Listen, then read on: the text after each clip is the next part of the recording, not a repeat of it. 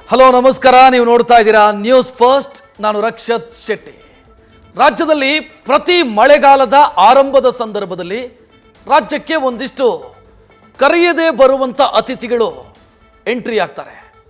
ಅವರು ಸೃಷ್ಟಿಸುವಂತ ಅನಾಹುತಗಳು ದೊಡ್ಡ ಮಟ್ಟದಲ್ಲಿ ಸಮಸ್ಯೆಗಳಿಗೆ ಕಾರಣ ಆಗ್ತಾ ಹೋಗುತ್ತೆ. ಈ ಬಾರಿಯೂ ಕೂಡ ಹಾಗೆ ಆಗಿದೆ. ಈ ಬಾರಿ ಅದರ ತೀವ್ರತೆ ಇನ್ನೂ ಕೂಡ ಜಾಸ್ತಿನೇ ಆಗಿಬಿಟ್ಟಿದೆ. ಡೆಂಗಿ ಜ್ವರ ಇಡೀ ರಾಜ್ಯದಲ್ಲಿ ದೊಡ್ಡ ಮಟ್ಟದಲ್ಲಿ ಆತಂಕಕ್ಕೆ ಕಾರಣ ಆಗ್ತಾ ಇದೆ.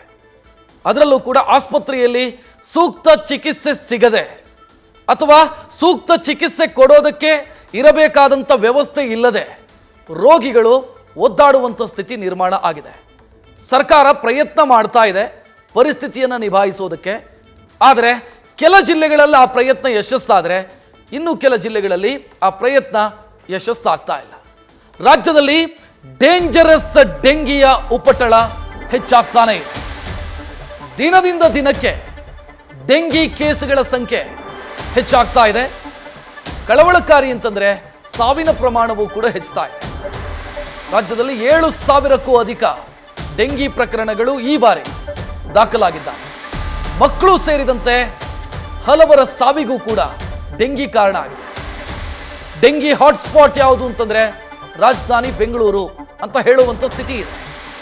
ಮೆಡಿಕಲ್ ಎಮರ್ಜೆನ್ಸಿ ಘೋಷಣೆ ಮಾಡಬೇಕು ಅಂತ ವೈದ್ಯರು ಆಗ್ರಹಿಸ್ತಾ ಇದ್ದಾರೆ. ಮಕ್ಕಳಲ್ಲೂ ಕೂಡ ಡೆಂಗಿ ಕಾಣಿಸಿಕೊಳ್ತಾ ಇರೋದ್ರಿಂದ ತೀವ್ರ ಎಚ್ಚರಿಕೆಯ ಅಗತ್ಯ ಇದೆ. 24 ಗಂಟೆಯಲ್ಲಿ 1 ವರ್ಷದೊಳಗಿನ 4 ಮಕ್ಕಳಲ್ಲಿ ಡೆಂಗಿ ಪತ್ತೆಯಾಗಿ ಆತಂಕಕ್ಕೆ ಕಾರಣ ಆಗಿದೆ. ರಾಜ್ಯ ಸರ್ಕಾರ ನಾವು ಕ್ರಮ ಕೈಗೊಳ್ತಾ ಇದ್ದೀವಿ ಅಂತ ಹೇಳ್ತಾ ಇದೆ. ಬಟ್ ರಾಜ್ಯ ಸರ್ಕಾರ ತೆಗೆದುಕೊಳ್ತಾ ಇರುವಂಥ ಕ್ರಮಗಳು ಎಲ್ಲಿಗೂ ಸಾಲ್ತಿಲ್ಲ ಅನ್ನೋ ಆರೋಪಗಳು ಕೂಡ ಕೇಳಿ ಬರ್ತಾ ಇದೆ. ಡೆಂಗಿಗೆ ಟ್ರೀಟ್ಮೆಂಟ್ ಕೊಡೋ ಸಂದರ್ಭದಲ್ಲಿ ಇರಬೇಕಾದಂಥ ವ್ಯವಸ್ಥೆ ಏನಿದೆ ಅದು ರಾಜ್ಯದಲ್ಲಿ ಇಲ್ಲ. ರಕ್ತದಾನಿಗಳ ಸಂಖ್ಯೆ ಕಡಿಮೆಯಾಗಿದೆ. ಅದರ ಪರಿಣಾಮ ಪ್ಲೇಟ್ಲೆಟ್ಸ್ ಏನು ಬೇಕಾಗತ್ತೆ, ತೀವ್ರ ಪ್ಲೇಟ್ಲೆಟ್ಸ್ನ ಕೊರತೆಯಾದಂಥ ಸಂದರ್ಭದಲ್ಲಿ ಅದು ಸಿಗ್ತಿಲ್ಲ. ಸೊ ಇದೆಲ್ಲವೂ ಕೂಡ ಮರಣ ಪ್ರಮಾಣ ಹೆಚ್ಚಾಗೋದಕ್ಕೆ ಕಾರಣ ಆಗಿದೆ. ಕೆಲ ಜಿಲ್ಲೆಗಳಲ್ಲಂತೂ ಪರಿಸ್ಥಿತಿ ವಿಕೋಪಕ್ಕೆ ಹೋಗಿದೆ. ಇನ್ನು ಕೆಲ ಜಿಲ್ಲೆಗಳಲ್ಲಿ ಕಂಟ್ರೋಲಲ್ಲಿ ಇದೆ. ನೀವು ಮಳೆಗಾಲದ ಆರಂಭದಲ್ಲಿ ಈ ಸಮಸ್ಯೆ ಯಾವಾಗಲೂ ಕೂಡ ಶುರುವಾಗುತ್ತೆ. ಆದರೆ ಅದನ್ನು ನಿಭಾಯಿಸೋದ್ರಲ್ಲಿ ಎಡವಿದ್ರೆ ಅದು ಹೆಚ್ಚಾಗತ್ತೆ. ಈ ಬಾರಿ ಆ ರೀತಿ ಆದಂಗೆ ಕಾಣಿಸ್ತಾ ಇದೆ. ಪ್ರತಿ ಮಳೆಗಾಲದಲ್ಲಿ ಪ್ರಾಬ್ಲಮ್ ಆಗುತ್ತೆ ಆರಂಭದಲ್ಲಿ. ಅದನ್ನು ನಿಭಾಯಿಸೋ ರೀತಿಯಲ್ಲಿ ನಿಭಾಯಿಸಿದ್ರೆ ಪ್ರಾಬ್ಲಮ್ ಸರಿ ಹೋಗುತ್ತೆ. ಆದರೆ ಈ ಬಾರಿ ಅದಾಗಿಲ್ಲ ಅಂತ ಅನಿಸ್ತಾ ಇದೆ. ಎಲ್ಲ ಡೆಂಗಿ ಸ್ಪ್ರೆಡ್ ಆಗೋದಕ್ಕೆ ಶುರುವಾದ ನಂತರ, ಸಂಖ್ಯೆ ಜಾಸ್ತಿ ಆದ ನಂತರ ಆರೋಗ್ಯ ಇಲಾಖೆ ಎಚ್ಚೆತ್ತುಕೊಂಡಂಗೆ ಕಾಣಿಸ್ತಿದೆ. ಆನಂತರ ಈ ಫಾಗಿಂಗು ಅದು ಇದು ಅಂತೆಲ್ಲ ಮಾಡೋದಕ್ಕೆ ಶುರು ಮಾಡಿರೋದು. ಆದರೆ ಸದ್ಯ ಆಸ್ಪತ್ರೆಗಳಲ್ಲೂ ಕೂಡ ರೋಗಿಗಳ ಸಂಖ್ಯೆ ಹೆಚ್ಚಾಗಿರೋದ್ರಿಂದ ಲೆಕ್ಕಕ್ಕಿಂತ ಜಾಸ್ತಿ ರೋಗಿಗಳು ಅಡ್ಮಿಟ್ ಆದರೆ ಟ್ರೀಟ್ಮೆಂಟ್ ಕೊಡೋದಕ್ಕೆ ಸಮಸ್ಯೆ ಆಗ್ತಿದೆ. ಸೊ ಅದೇ ಪ್ರಾಬ್ಲಮ್ ಅನ್ನ ಬೆಂಗಳೂರು ಸೇರಿದಂತೆ ಎಲ್ಲಿ ಡೆಂಗಿ ಕೇಸುಗಳ ಸಂಖ್ಯೆ ಹೆಚ್ಚಿದೆಯೋ ಆ ಜಿಲ್ಲೆಗಳು ಅನುಭವಿಸ್ತಾ ಇರೋದು.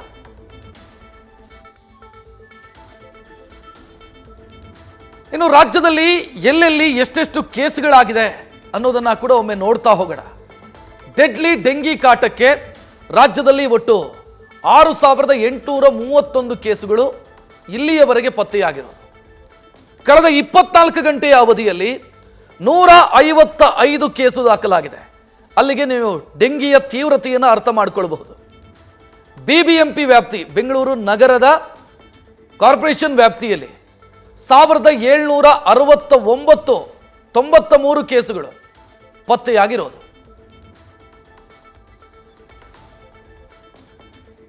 ಇನ್ನು ಜಿಲ್ಲಾವಾರು ಡೀಟೇಲ್ ನೋಡ್ತಾ ಹೋಗೋಣ.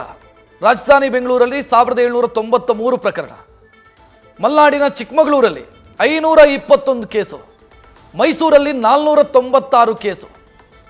ಇನ್ನು ಹಾವೇರಿ ಜಿಲ್ಲೆಯ ಡೀಟೇಲ್, ಹಾವೇರಿಯಲ್ಲಿ 481 ಕೇಸು ಇಲ್ಲಿಯವರೆಗೆ ಡೆಂಗಿ ಕೇಸು ಪತ್ತೆಯಾಗಿದ್ದರೆ ಚಿತ್ರದುರ್ಗದಲ್ಲಿ 275.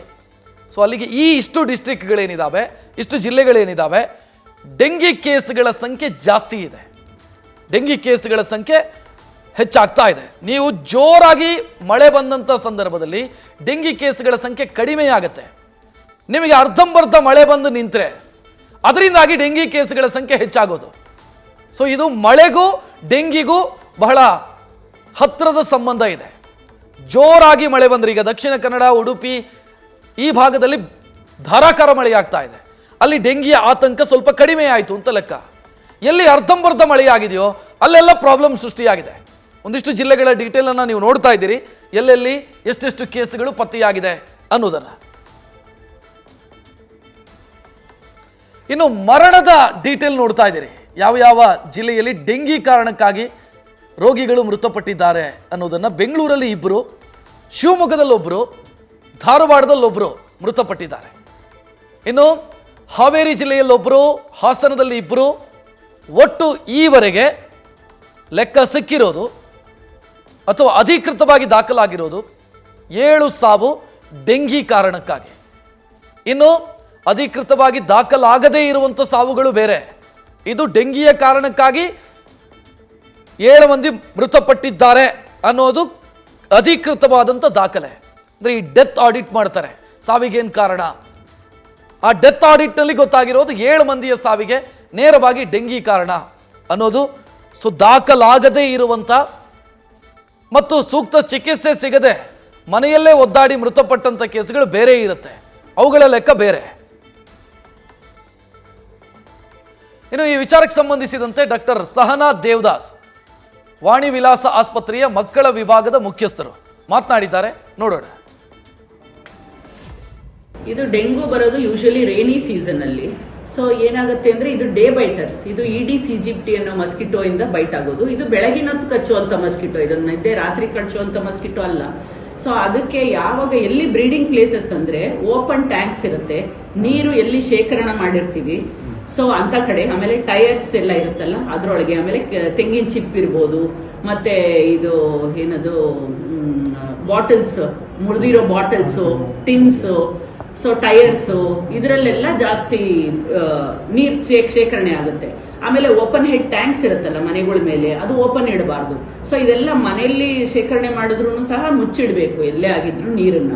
ಆಮೇಲೆ ಕೂಲರ್ಸ್ ಅಲ್ಲಿ ನೀರ್ ಚೇಂಜ್ ಮಾಡ್ತಾ ಇರ್ಬೇಕು, ಅಥವಾ ಏರ್ ಕಂಡೀಷನರ್ ಆಫ್ ಮಾಡಿದ್ರೆ ಆ ನೀರನ್ನೆಲ್ಲ ತೆಗಿಬೇಕು. ಸೊ ಆತರ. ಆಮೇಲೆ ಫ್ಲವರ್ ವಾಸ್ ಎಲ್ಲ ಇಡ್ತೀವಲ್ಲ ನೀರು, ಅದೆಲ್ಲ ಚೇಂಜ್ ಮಾಡ್ತಾ ಇರ್ಬೇಕು. ರಾಜ್ಯದಲ್ಲಿ ಆರೋಗ್ಯ ಇಲಾಖೆಯ ಕಾರ್ಯವೈಖರಿಯ ಬಗ್ಗೆಯೂ ಕೂಡ ಆರೋಪಗಳು ಕೇಳಿ ಬರ್ತಾ ಇದೆ. ಈ ಮಧ್ಯೆ ರಾಜ್ಯದಲ್ಲಿ ಮೆಡಿಕಲ್ ಎಮರ್ಜೆನ್ಸಿ ಘೋಷಣೆಯಾಗಬೇಕು ಅನ್ನುವಂಥ ಒತ್ತಾಯ ಕೇಳಿ ಬರ್ತಾ ಇದೆ. ರಾಜ್ಯ ಸರ್ಕಾರವನ್ನು ಆಗ್ರಹಿಸಿದ್ದಾರೆ ಸಂಸದರು ಮತ್ತು ರಾಜ್ಯದ ಖ್ಯಾತ ವೈದ್ಯರು doctor CN Manjunath. Medical emergency ಘೋಷಿಸಬೇಕಾದಂಥ ಪರಿಸ್ಥಿತಿ ಇದೆ ರಾಜ್ಯದಲ್ಲಿ. ಕೋವಿಡ್ ರೀತಿ ಡೆಂಗಿಗೂ ಕೂಡ ರಾಜ್ಯ ಸರ್ಕಾರ ಉಚಿತ ಚಿಕಿತ್ಸೆಯನ್ನು ನೀಡಬೇಕು ಅಂತೆಲ್ಲ ಡಾಕ್ಟರ್ ಮಂಜುನಾಥ್ ಅವರು ರಾಜ್ಯ ಸರ್ಕಾರಕ್ಕೆ ಸಲಹೆ ಕೊಟ್ಟಿದ್ದಾರೆ.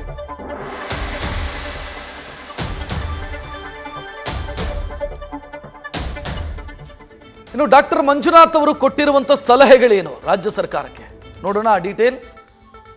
ಮೊದಲನೇದಾಗಿ ತಕ್ಷಣ ರಾಜ್ಯದಾದ್ಯಂತ ಮೆಡಿಕಲ್ ಎಮರ್ಜೆನ್ಸಿಯನ್ನು ಘೋಷಿಸಬೇಕು ಅನ್ನೋದು ಅವರು ಮಾಡಿರುವಂಥ ಆಗ್ರಹ. ಇನ್ನು ಈ ಹಿಂದೆ ಕೋವಿಡ್ ಸಂಕಷ್ಟದ ಸಂದರ್ಭದಲ್ಲಿ ಟಾಸ್ಕ್ ಫೋರ್ಸ್ಗಳನ್ನು ಏನು ಮಾಡಲಾಯಿತು, ಅದೇ ರೀತಿ ಡೆಂಗಿ ವಿಚಾರಕ್ಕೆ ಸಂಬಂಧಿಸಿದಂತೆ ಪ್ರತ್ಯೇಕವಾದಂಥ ಟಾಸ್ಕ್ ಫೋರ್ಸ್ ಮಾಡಬೇಕಾದಂಥ ಅಗತ್ಯ ಇದೆ ಅಂತ ಅವರು ಹೇಳಿದ್ದಾರೆ. ಇನ್ನು ಮಕ್ಕಳಿಗೆ ಹೆಚ್ಚಾಗಿ ಡೆಂಗಿಯ ಆತಂಕ ಕಾಡ್ತಾ ಇರೋದ್ರಿಂದ ಶಾಲೆಗಳಿಗೆ ಸರ್ಕ್ಯುಲರ್ ಹೊರಡಿಸಿ ಅಂತ ಅವ್ರು ಹೇಳಿದ್ದಾರೆ. ಅಂದರೆ ಸುತ್ತೋಲೆ ಹೊರಡಿಸಿ ಡೆಂಗಿ ನಿಯಂತ್ರಣಕ್ಕೆ ಸಂಬಂಧಿಸಿದಂತೆ. ಇನ್ನು ಕೋವಿಡ್ ಸಂದರ್ಭದಲ್ಲಿ ಉಚಿತ ಚಿಕಿತ್ಸೆಯನ್ನು ಕೊಡಲಾಯಿತು. ಕೇಂದ್ರ ಸರ್ಕಾರದಿಂದ ರಾಜ್ಯ ಸರ್ಕಾರದಿಂದ ಉಚಿತ ಚಿಕಿತ್ಸೆಯನ್ನು ಕೊಡಲಾಯಿತು. ಅಂದರೆ ಡೆಂಗಿ ಸಂದರ್ಭದಲ್ಲೂ ಕೂಡ ಕೊಡಬೇಕು, ಅಥವಾ ಡೆಂಗಿ ಕೇಸಿಗೆ ಸಂಬಂಧಿಸಿದಂತೆಯೂ ಕೂಡ ಕೊಡಬೇಕು ಅಂತ ಅವರು ಒತ್ತಾಯಿಸಿದ್ದಾರೆ. ಇನ್ನು ವಠಾರಗಳಲ್ಲಿ ವಾಸ ಇರೋರಿಗೆ ಉಚಿತ ಸೊಳ್ಳೆ ಪರದೆಯನ್ನು ವಿತರಿಸಬೇಕು.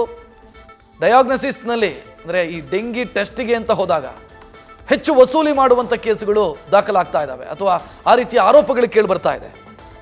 ಅಂದರೆ ಡೆಂಗಿ ಟೆಸ್ಟ್ಗೆ ಅಂತ ಹೋದಾಗ ಹೆಚ್ಚುವರಿ ವಸೂಲಿ ಮಾಡ್ತಾ ಇದ್ದಾವೆ ಟೆಸ್ಟಿಂಗ್ ಸೆಂಟರ್ಗಳು ಅಂತ.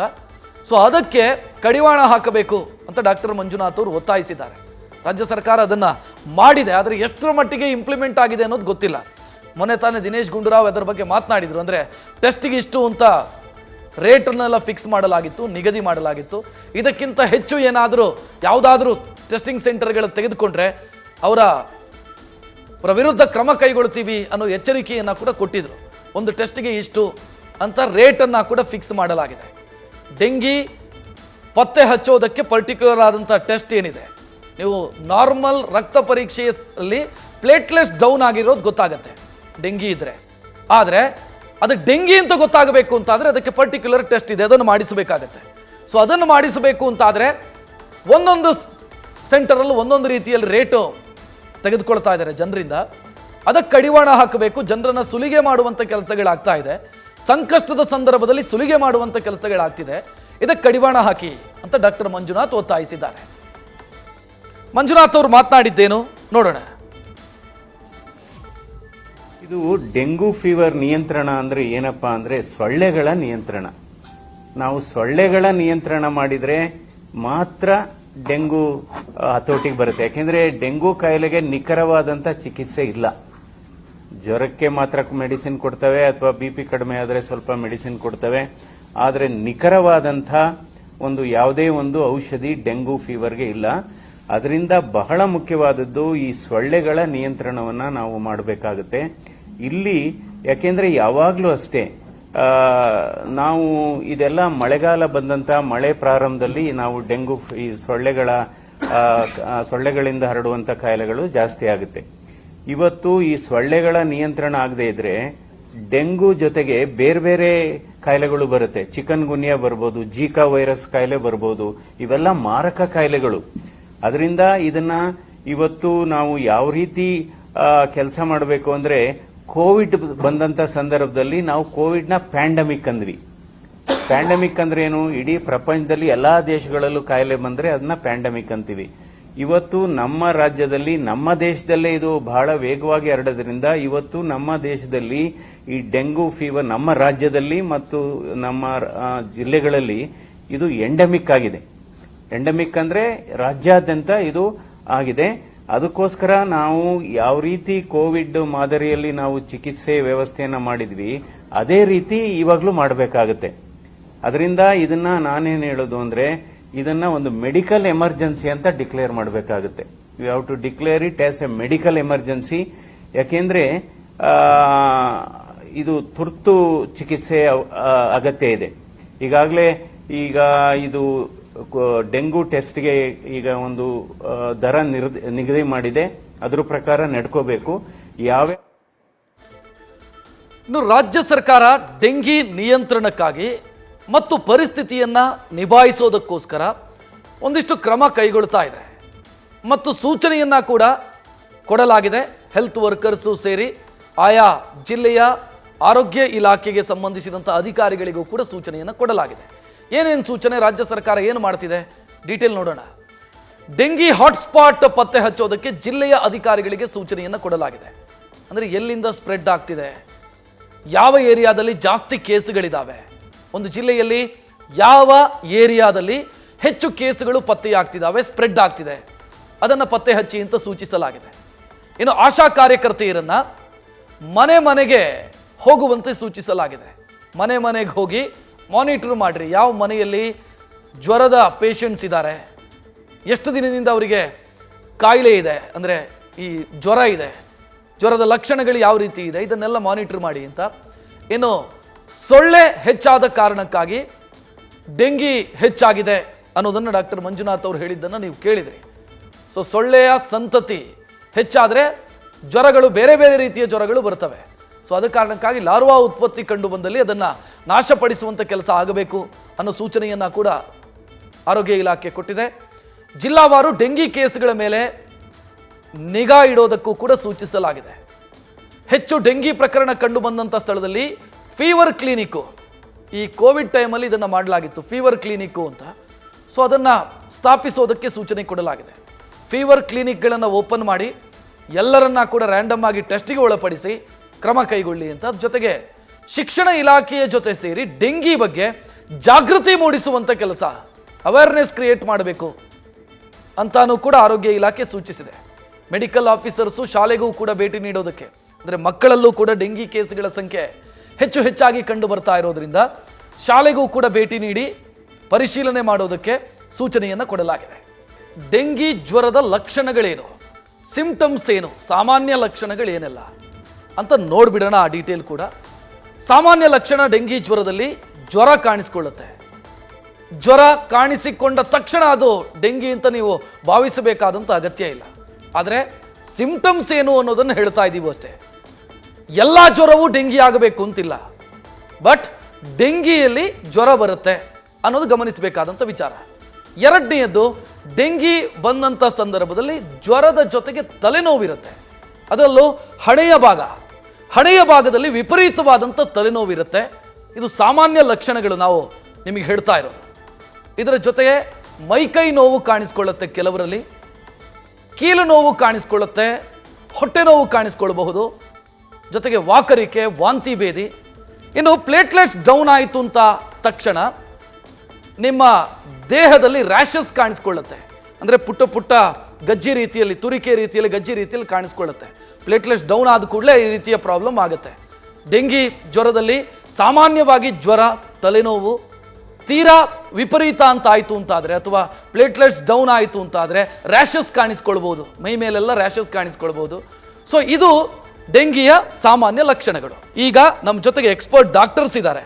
ಡಾಕ್ಟರ್ ಪ್ರದೀಪ್ ಕುಮಾರ್ ಅವರು ಬ್ರೂಕ್ಫೀಲ್ಡ್ ಆಸ್ಪತ್ರೆಯ MD ನಮ್ಮ ಜೊತೆಗೆ ನೇರ ಸಂಪರ್ಕದಲ್ಲಿ. ಡಾಕ್ಟ್ರೇ ನಮಸ್ತೆ.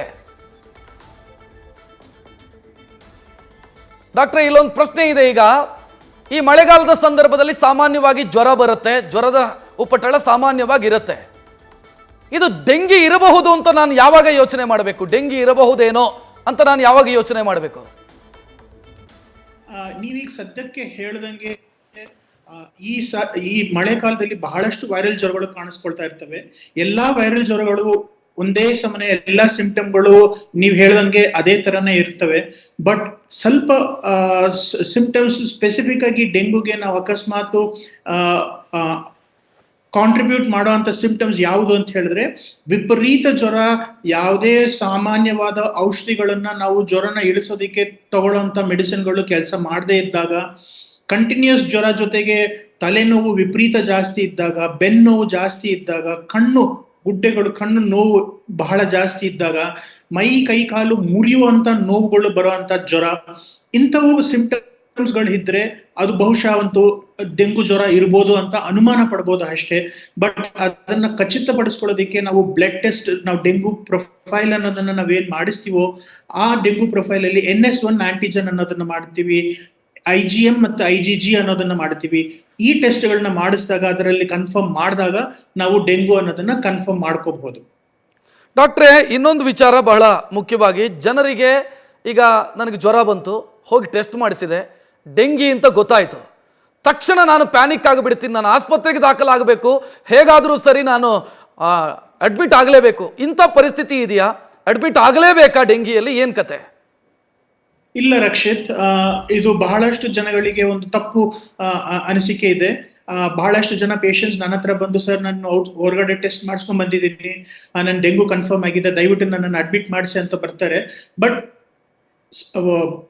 ಅಡ್ಮಿಷನ್ ಅನ್ನೋದಕ್ಕೆ ಒಂದು ಸ್ವಲ್ಪ ಕ್ರೈಟೀರಿಯಾಗಳು ಇರ್ತವೆ. ಎಂಥವು ಕ್ರೈಟೀರಿಯಾ ಅಂತ ಹೇಳಿದ್ರೆ, ಅವರು ತಗೊಂತಾ ಇರೋ ಔಷಧಿಗಳು, ಏನೇ ಔಷಧಿಗಳು ತಗೊಂತಾ ಇದ್ರು ಜ್ವರ ಕಡಿಮೆ ಆಗದೆ ಇದ್ದ ಪರಿಸ್ಥಿತಿಯಲ್ಲಿ, ಅವರು ಡೇ ಟು ಡೇ ಆಕ್ಟಿವಿಟೀಸ್, ಚಟುವಟಿಕೆಗಳನ್ನ ಮಾಡದೇ ಇರೋ ಪರಿಸ್ಥಿತಿಯಲ್ಲಿ, ರಕ್ತಸ್ರಾವ ಆಗುವಂತ ಪರಿಸ್ಥಿತಿಯಲ್ಲಿ, ಮೂಗಲ್ಲಿ ಬಾಯಲ್ಲಿ ಯೂರಿನ್ ಪಾಸ್ ಮಾಡಬೇಕಾದ್ರೆ ಇಲ್ಲ ಮೋಷನ್ ಅಲ್ಲಿ ಬ್ಲಡ್ ಆಗೋದು, ಇಲ್ಲ ಶರೀರದಲ್ಲಿ ಸ್ಕಿನ್ ನಲ್ಲಿ ವಿಪರೀತ ರ್ಯಾಷಸ್ ಬರುವಂತದ್ದು, BP ವಿಪರೀತ ಡೌನ್ ಆಗಿರೋವಂಥದ್ದು, ಅಕಸ್ಮಾತ್ ಊಟನೇ ಸೇರದೇ ಇದ್ದು ವಾಂತಿಗಳು, ಪದೇ ಪದೇ ವಾಂತಿಗಳಾಗ್ತಾ ಇರೋದು, ಈ ತರ ಸಂದರ್ಭಗಳಲ್ಲಿ ಮಾತ್ರ ನಾವು ಹಾಸ್ಪಿಟ್ಲಿಗೆ ಸೇರಿಸ್ತೀವಿ. ಮತ್ತೆ ಪ್ಲೇಟ್ಲೆಟ್ ಕೌಂಟ್ ಅನ್ನೋದನ್ನ ಒಂದು ಅವ್ರನ್ನ ರೆಗ್ಯುಲರ್ ಆಗಿ ಮಾನಿಟರ್ ಮಾಡೋದಕ್ಕೆ ಸಲಹೆ ಕೊಡ್ತೀವಿ. ಆ ಪ್ಲೇಟ್ಲೆಟ್ ಕೌಂಟ್ ನಮಗೆ ತೀರಾ ಕಡಿಮೆ ಆದ ಪರಿಸ್ಥಿತಿಯಲ್ಲಿ ಮಾತ್ರ ನಮಗೆ ವಿಪರೀತ ಪ್ರಾಬ್ಲಮ್ಗಳು ಆಗುವಂಥದ್ದು. ನಾವು ಹಾಸ್ಪಿಟಲ್ ಅಲ್ಲಿ ಅಡ್ಮಿಟ್ ಮಾಡಬೇಕಾಗಿರೋ ಪರಿಸ್ಥಿತಿಯಲ್ಲಿ ಸುಮಾರು ಬರೀ ಒಂದೇ ಒಂದು ಲಕ್ಷಣಗಳನ್ನ ಇಟ್ಕೊಂಡು ನಾವು ಪೇಷಂಟ್ಗಳನ್ನ ಅಡ್ಮಿಟ್ ಮಾಡೋದಿಲ್ಲ. ಅವರಿಗೆ ಈ ಎಲ್ಲಾ combination of symptoms, signs and presence or absence of complications ಇಂಥವು ಏನಾದ್ರೂ ಇದ್ದಾಗ ಅವ್ರನ್ನ ಅಡ್ಮಿಟ್ ಮಾಡಿಸ್ತೀವಿ. ಬಹಳಷ್ಟು ಜನಗಳಿಗೆ ಏನು ಸಿಂಪ್ಟಮ್ಸ್ ಇಲ್ದೇನೆ ವಿಪರೀತ ಕಾಂಪ್ಲಿಕೇಶನ್ಸ್ ಇರ್ತವೆ. ಅವ್ರಿಗೇನು ಎಂಥ ಸಿಂಪ್ಟಮ್ಸ್ ಇರೋದಿಲ್ಲ, ಬಟ್ ಚೆಕ್ ಮಾಡಿದಾಗ ಪ್ಲೇಟ್ಲೆಟ್ ಕೌಂಟ್ಸು 15,000, 10,000 ಆ ತರ ಪರಿಸ್ಥಿತಿಯಲ್ಲಿ ಇರುತ್ತೆ. ಅಂಥವ್ರನ್ನ ಖಂಡಿತ ಖಂಡಿತವಾಗಿ ಹಾಸ್ಪಿಟಲ್ ಅಲ್ಲಿ ಸೇರಿಸಲೇಬೇಕಾಗತ್ತೆ, ಕ್ಲೋಸ್ ಮಾನಿಟರಿಂಗ್ ಮಾಡಲೇಬೇಕಾಗತ್ತೆ. ಸ್ವಲ್ಪ ಜನಕ್ಕೆ ಅದರಲ್ಲಿ ನಾವು ಪ್ಲೇಟ್ಲೆಟ್ಸ್ ಟ್ರಾನ್ಸ್ಫ್ಯೂಷನ್ ಅನ್ನೋದನ್ನ ಮಾಡ್ಬೇಕಾಗಿ ಬರುತ್ತೆ. ಸೊ ಒಂದು ಲಕ್ಷಣನ ಇಟ್ಕೊಂಡು ಇದರಿಂದ ನಾವು ಅಡ್ಮಿಟ್ ಆಗಬೇಕು, ಈ ತರ ಪ್ಲೇಟ್ಲೆಟ್ಸ್ ಕೌಂಟ್ ಇಷ್ಟ ಇದ್ರೆ ನಾವು ಅಡ್ಮಿಟ್ ಆಗೋ ಅವಶ್ಯಕತೆ ಇಲ್ಲ ಅನ್ನೋದನ್ನ ನಾವು ಮಾಮೂಲಿಯಾಗಿ ಟ್ರೀಟಿಂಗ್ ಡಾಕ್ಟರ್ಸ್ ನಾವು ಅದನ್ನ ಮಾಡೋದಕ್ಕೆ ಹೋಗೋದಿಲ್ಲ. ಎಲ್ಲಾ ಸಿಂಪ್ಟಮ್ಸ್ಗಳನ್ನ ಒಟ್ಟಿಗೆ ಸೇರಿಸಿ, ಅವ್ರದ್ದು ಸೈನ್ಸ್ ಅಂಡ್ ಸಿಂಪ್ಟಮ್ಸ್ ನ ಸೇರಿಸಿ ಅದ್ರ ಪರವಾಗಿ ನಾವು ಅವ್ರನ್ನ ಸರಿಯಾದ ಸಲಹೆಯನ್ನು ಕೊಡ್ತೀವಿ. ಡಾಕ್ಟರ್, ಇನ್ನೊಂದು ಪ್ರಶ್ನೆ ಇಲ್ಲಿ. ಸಾಮಾನ್ಯವಾಗಿ ನನಗೆ ಏನೋ ಜ್ವರ ಬಂತು ಅಥವಾ ಡೆಂಗಿ ಅನ್ನೋದು ನನಗೆ ಖಚಿತ ಆಯಿತು ಅಂತ ಅಂದ್ಕೊಳ್ಳೋಣ, ಟೆಸ್ಟ್ ಮಾಡಿಸಿದ ಸಂದರ್ಭದಲ್ಲಿ ಗೊತ್ತಾಯಿತು ಅಂತ ಅಂದ್ಕೊಳ್ಳೋಣ. ಈ ಸೆಲ್ಫ್ ಮೆಡಿಕೇಶನ್ ಇದು ಒಂದು ಹುಚ್ಚಿದೆ ಜನರಿಗೆ. ಗೂಗಲ್ ನೋಡೋದು, ಇದನ್ನು ನೋಡಿದ ಕೂಡಲೇ ಹಿಂಗೆ ಮಾಡಿದರೆ ಇದನ್ನು ತಿಂದರೆ ಪ್ಲೇಟ್ಲೆಟ್ ಜಾಸ್ತಿ ಆಗಿಬಿಡುತ್ತೆ, ಇನ್ನೇನೋ ತಿನ್ನಬೇಕು, ಇನ್ನೇನೋ ಕುಡಿಬೇಕು ಅಂತ. ಸೊ ಅದು ಕರೆಕ್ಟ್, ಅದು ಏನು ಮಾಡಬೇಕು ಜನ? ಹಂಗಿದ್ರೆ ಯಾರ್ಯಾರೋ ಸಲಹೆ ಕೊಡೋರು ಬಂದುಬಿಡ್ತಾರೆ, ಅದನ್ನು ತಿನ್ನು, ಇದನ್ನು ತಿನ್ನು, ಪ್ಲೇಟ್ಲೆಟ್ ಜಾಸ್ತಿ ಆಗುತ್ತೆ, ಸಡನ್ 20,000 ಜಾಸ್ತಿ ಆಗಿಬಿಡುತ್ತೆ ಅಂತ. ಸೊ ಇಂಥವ್ರಿಗೆ ಏನು ಹೇಳ್ತೀರಿ ತಾವು? ಕರೆಕ್ಟ್ ಆಗಿ ಹೇಳಿದ್ರಿ ರಕ್ಷಿತ್. ಇಂಥ ಪೇಷಂಟ್ಸ್ ಬಹಳ ಜನ ನಮ್ಮ ಹತ್ರ ಬರ್ತಿರ್ತಾರೆ. ಬಟ್ ಸಾಧಾರಣವಾಗಿ ಕ್ವಾಲಿಫೈಡ್ ಡಾಕ್ಟರ್ಸ್ ಕೊಡೋ ಸಲಹೆ 2-3 ಬೇಸಿಕ್ ಥಿಂಗ್ಸ್.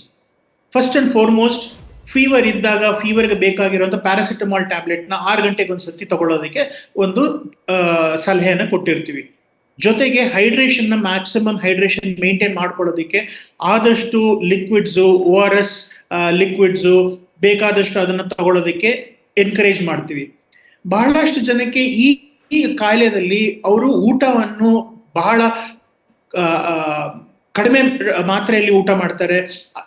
ಇದು ಈ ಡೆಂಗು ಜ್ವರಗಳಲ್ಲಿ ಅವರಿಗೆ ಅಪೆಟೈಟ್ ಅನ್ನ ಸಪ್ರೆಸ್ ಮಾಡುತ್ತೆ. ಹಂಗಾಗಿ ಅವ್ರು ಯಾವುದೇ ವಸ್ತುನ ಊಟ ಮಾಡೋದಕ್ಕೆ ಇಷ್ಟ ಆಗೋದಿಲ್ಲ.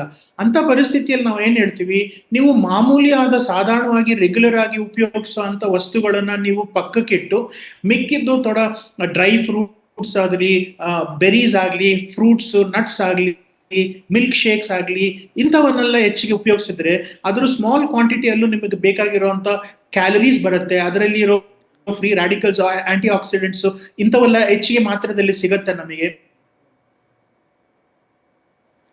ಈ ನಟ್ಸ್ ಇಂಥವೆಲ್ಲ ನಾವು ಏನು ಸಜೆಸ್ಟ್ ಮಾಡ್ತೀವೋ ಅದರಲ್ಲಿ ಅವ್ರನ್ನ ಅಪಟೈಟ್ ಸಪ್ರೆಸ್ ಆಗಿದ್ರು ಅವರು ಇದನ್ನ ಊಟ ಅದನ್ನ ತಿನ್ನೋದಕ್ಕೆ ಎಂತ ಒಂದು ಪ್ರಾಬ್ಲಮ್ ಇರೋದಿಲ್ಲ. ಅವ್ರು ವಾಂತಿ ಬರೋದು ಇಲ್ಲ ಲೂಸ್ ಮೋಷನ್ಸ್ ಬರೋದು ಅಂತವನ್ನು ಇದ್ದಾಗ್ಲೂ ಇವನ್ನೆಲ್ಲ ಉಪಯೋಗಿಸ್ಬೋದು. ಇನ್ನೊಂದು ಏನಂತ ಹೇಳಿದ್ರೆ, ಬಹಳಷ್ಟು ಜನ ಈ ಪಪ್ಪಾಯ ಲೀಫ್ ಎಕ್ಸ್ಟ್ರಾಕ್ಟ್ ಅಂತದನ್ನ ನಾವು ಅದನ್ನ ವಹಿಸ್ಬೇಕು ಅಂತ ಸಜೆಷನ್ಸ್ ಕೊಡ್ತಾರೆ. ಇವ್ರಿಗಾಗ್ಲೇ ಅಪಿಟೈಟ್ ಬಹಳ ಸಪ್ರೆಸ್ ಆಗಿರುತ್ತೆ.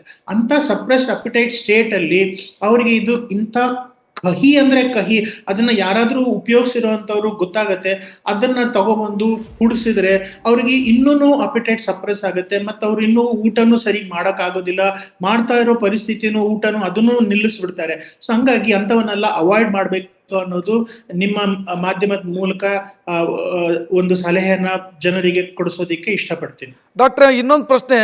ಇದು ಡೆಂಗಿ ಬಂತು, ನಾನು ಅದಕ್ಕೆ ಸರಿಯಾದಂಥ ಔಷಧಿಯನ್ನು ತೆಗೆದುಕೊಂಡೆ, ನಾನು ಹುಷಾರಾದೆ, ರಿಕವರಿ ಆದೆ ಅಂತ ಅನ್ಕೊಳ್ಳೋಣ. ಮುಂದಕ್ಕೇನು? ರಿಕವರಿ ಆದ ನಂತರ ನಾನು ಪಾಲಿಸಬೇಕಾಗಿರೋದು ಏನನ್ನ?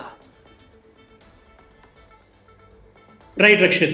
ಸೊ ಈ ಡೆಂಗು ಜ್ವರ ಕ್ಯೂರ್ ಆಗೋದಿಕ್ಕೆ ಸುಮಾರು 4 ರಿಂದ 6 ವಾರ ಆದಷ್ಟು ಟೈಮ್ ಹಿಡಿಯುತ್ತೆ. ಕಂಪ್ಲೀಟ್ ನಾರ್ಮಲ್ ಆಗೋದಿಕ್ಕೆ 4 to 6 weeks ಆಗುತ್ತೆ. ಫಸ್ಟ್ ಅಕ್ಯೂಟ್ ಫೇಸ್ ಅಲ್ಲಿ 1 week to 10 days ಅಲ್ಲಿ ಆ ಜ್ವರ ಕಡಿಮೆ ಆಗೋದು, ಊಟ ಮತ್ತೆ ಸಹಿಸೋದು, ನಾರ್ಮಲ್ ಅಪಟೈಟ್ ಬಂದ್ಬಿಡೋದು, ಅದನ್ನೆಲ್ಲ ಆಗುತ್ತೆ. ಬಟ್ ಅವ್ರಿಗೆ ಇನ್ನೂ ಜಾಯಿಂಟ್ ಪೇನ್ಸ್ ಇರುತ್ತೆ, ಫಟೀಗ್, ಸುಸ್ತು ಬಹಳಷ್ಟು ಇರುತ್ತೆ, ಮಾಮೂಲಿ ಡೇ ಟು ಡೇ ಕೆಲಸ ಮಾಡೋದಕ್ಕೆ ಅಷ್ಟೊಂದು ಉತ್ಸಾಹ ಇರೋದಿಲ್ಲ. ಅವ್ರನ್ನ ಇಮಿಡಿಯೇಟ್ ಆಗಿ ಯಾವುದೇ ಒಂದು ಕಠಿಣವಾದ ಶ್ರಮ ಆಗುವಂತ ಕೆಲಸಗಳನ್ನ ಮಾಡದೇ ಇರೋದಕ್ಕೆ ಒಂದು ಒಳ್ಳೆಯ ಸಲಹೆ. ಅವ್ರನ್ನ ಅಕಸ್ಮಾತ್ ಅವರು ಫಾರ್ಮರ್ಸ್ ಆಗಿರ್ಲಿ, ಹೊಲದಲ್ಲಿ ಕೆಲಸ ಮಾಡೋರು ಇರ್ಲಿ, ಅಂತವ್ರನ್ನೆಲ್ಲ ಸ್ವಲ್ಪ ದಯವಿಟ್ಟು ನಿಧಾನಕ್ಕೆ ಅವರು ಮತ್ತೆ ವಾಪಸ್ ಕೆಲ್ಸಕ್ಕೆ ಹೋಗ್ಬೇಕಾಗಿ ವಿನಂತಿ. ನಾವು ಜ್ವರ ಕಡಿಮೆ ಆಯ್ತು ಅಂತ ಹೇಳ್ಬಿಟ್ಟು ಇಮಿಡಿಯೇಟ್ ಆಗಿ ಹೋಗಕ್ ಶುರು ಆದ್ರೆ ಮತ್ತೆ ರಿಲ್ಯಾಕ್ಸ್ ಆಗೋ ಚಾನ್ಸಸ್ ಇರುತ್ತೆ. ಇನ್ನೊಂದು ಏನಂತ ಹೇಳಿದ್ರೆ, ಈ ಡೆಂಗು ಜ್ವರ ಬಂದ ನಂತರನು ನಾವು ಈ ಮಸ್ಕಿಟೋ ರಿಪೆಲೆಂಟ್ ಕ್ರೀಮ್ಸ್ ಅದನ್ನ ಯೂಸ್ ಮಾಡ್ಕೋಬೇಕು. ನಮ್ಮ ಸುತ್ತ ವಾತಾವರಣನ ಬಹಳಷ್ಟು ಸ್ವಚ್ಛವಾಗಿ ಇಟ್ಕೋಬೇಕು. ಯಾವ ಜಾಗದಲ್ಲಿ ನೀರು ತೇಲ್ದೇ ಇರೋಂಗೆ ನೋಡ್ಕೋಬೇಕು. ಅಕಸ್ಮಾತ್ ಈ ಮಸ್ಕಿಟೋ ರಿಪಲೆಂಟ್ ಕ್ರೀಮ್ಸ್ ನ ಯೂಟಿಲೈಸ್ ಮಾಡೋದು. ಡಾಕ್ಟರ್, ನನಗೆ ಸಮಯ ಬಹಳ ಕಡಿಮೆ ಇದೆ. ಒಂದು ಪ್ರಶ್ನೆ ಇದೆ ನನಗೆ, ಅದಕ್ಕೆ ನಿಮ್ಮಿಂದ ಉತ್ತರವನ್ನು ನಾನು ಬಯಸ್ತೀನಿ. ಈಗ ಕೆಲವರಿಗೆ ಒಂದು ಲೆಕ್ಕ ನಂಬಿಕೆ ಇದೆ, ನನಗೆ 2020ರಲ್ಲೋ 21ರಲ್ಲೋ ಅಥವಾ 2016ರಲ್ಲೋ ಡೆಂಗಿ ಬಂದಿದೆ, ಒಮ್ಮೆ ಬಂದರೆ ಅದು ಲೈಫ್ ಟೈಮ್ ಇಮ್ಯುನಿಟಿ ಮತ್ತೆ ಬರೋದೇ ಇಲ್ಲ, ಹೌದಾ? ಅದು ಬಹಳ ಬಹಳ ತಪ್ಪದು. ಆನ್ ದ ಕಾಂಟ್ರರಿ, ಒಂದು ಸತಿ ಬಂದಿರೋರಿಗೆ ಮತ್ತೆ ಸೆಕೆಂಡ್ ಟೈಮ್ ಬಂದಾಗ ಅವ್ರಿಗೆ ಡೆಂಗು ಕಾಂಪ್ಲಿಕೇಶನ್ಸ್ ಜಾಸ್ತಿ ಬರುವಂತ ಚಾನ್ಸಸ್ ಇರುತ್ತೆ. ಇದರಲ್ಲಿ ಏನಂತ ಹೇಳಿದ್ರೆ, ನಮ್ಮ ಶರೀರದಲ್ಲಿ ಆಂಟಿಜೆನ್ಸ್ ಆಂಟಿಬಾಡೀಸ್ ಕ್ರಾಸ್ ರಿಯಾಕ್ಷನ್ ಆದಾಗ ಒಂದು ಮೆಮರಿ ಇರುತ್ತೆ. ಸೊ ಸೆಕೆಂಡ್ ಟೈಮ್ ನಮಗೆ ಆ ಡೆಂಗು ವೈರಸ್ ಬಂದಾಗ ಅದೇ ಸ್ಟ್ರೇನ್ ಇದ್ರೆ ಆ ಆಂಟಿಜನ್ ಆಂಟಿಬಾಡಿ ರಿಯಾಕ್ಷನ್ ಬಹಳ ಸ್ಟ್ರಾಂಗ್ ಆಗಿ ಕಾಂಪ್ಲಿಕೇಶನ್ಸ್, ಡೆಂಗು ಹೆಮರೇಜಿಕ್ ಫೀವರ್ ಅನ್ನೋದು ಜಾಸ್ತಿ ಆಗುತ್ತೆ, ಡೆಂಗು ಶಾಕ್ ಸಿಂಡ್ರೋಮ್ ಅನ್ನೋದಾಗುತ್ತೆ. ಸೊ ಈ ತರದ್ದು complications second time third time dengue ಬರೋರಿಗೆ ಬಹಳ ಸಹಜ, ಫಸ್ಟ್ ಟೈಮ್ ಬರೋರಿಗೆ ಬಹಳ ಕಡಿಮೆ. ಸೊ ಹಂಗಾಗಿ ಒಂದು ಸತಿ ಡೆಂಗು ಬಂದ್ರೆ ಮತ್ತೆ ಪುನಃ ಇನ್ನೊಂದು ಸತಿ ಬರೋದಿಲ್ಲ ಅನ್ನೋದು ಬಹಳ ತಪ್ಪು ಅನಿಸಿಕೆ. ಎಸ್, ಥ್ಯಾಂಕ್ ಯು ಡಾಕ್ಟ್ರೇ. ನ್ಯೂಸ್ ಫಸ್ಟ್ ಜೊತೆಗೆ ಮಾತನಾಡಿದ್ದಕ್ಕೆ ಬಹಳಷ್ಟು ಪ್ರಶ್ನೆಗಳಿಗೆ, ವೀಕ್ಷಕರ ಬಳಿ ಇದ್ದಂಥ ಪ್ರಶ್ನೆಗಳಿಗೆ ಉತ್ತರ ಕೊಡುವಂಥ ಪ್ರಯತ್ನ ಮಾಡಿದಿರಿ. Thank you. ಇದು ಈವರೆಗಿನ ಪ್ರಮುಖ ಸುದ್ದಿ. ಕ್ಷಣ ಕ್ಷಣದ ಮಾಹಿತಿಗಾಗಿ ನೋಡ್ತಾ ಇರಿ ನ್ಯೂಸ್ ಫಸ್ಟ್, ನಿರ್ಭೀತಿಯಿಂದ ನಿಮ್ಮ ಪರವಾಗಿ.